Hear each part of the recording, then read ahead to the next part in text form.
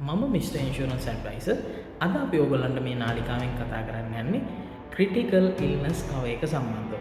Critical illness cover එක කියන්නේ මොකක්ද කියන එක සම්බන්ධවයි ක්‍රිටිකල් ඉල්නස් කවර් එකේ යම්කිසි ගෙවීම් කරන්නේ කොහොමද කියන කාරණාව ගැන සරලව පොඩි හැඳින්වීමක් කරන්න යන්නේ. ක්‍රිටිකල් ඉල්නස් කවර් එකක් ගන්න පුළුවන් ජීවිත රක්ෂණයක් ගත්තාම ඒකේ අතිරේක ආවරණයක් විදිහට තමයි.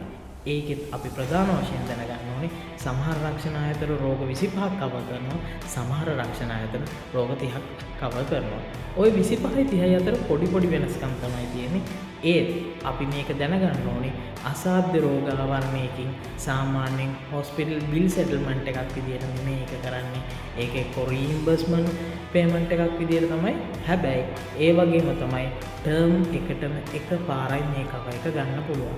ඒ කවර් එක ගත්තට පස්සේ අදාළ ආවරණයට ගිය මුදල රක්ෂණ සංස්ථාවෙන් අඩු කරලා තමයි ඊළඟට වාරිකය නිර්මාණය කරන්නේ.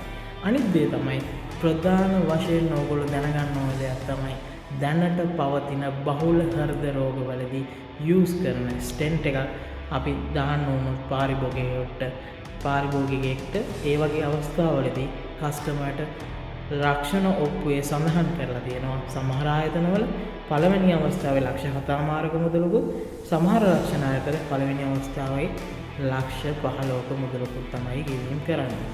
ඒ වගේම තමයි මෙතනදි දැනගන්න ඕන තවත් ප්‍රධාන කාරණාවක් තමයි මේකේ එක කන්ඩිෂන් දාලා තියෙනවා.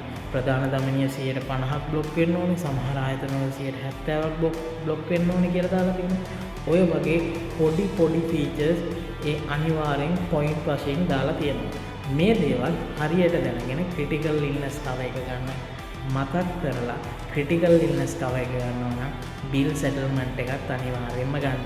හේතුව තමයි ක්‍රිටිකල් ඉල්නස් කවර් එක වන් ටයිම් පේමන්ට් එකක්, බිල් පේමන්ට් එක නැත්නම් අපි හිතන රෝහල් ගත වීමේ කාඩ් පත ඒක අවුරුදු 25ක් නම් යන්නේ 25 පුරාවටම ඔබට පාවිච්චි කරන්න පුළුවන්.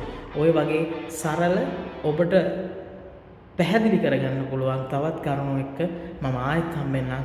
මම මිස්ටර් ඉන්ෂුරන්ස් ඇඩ්වයිසර්. සුබ දවසක්.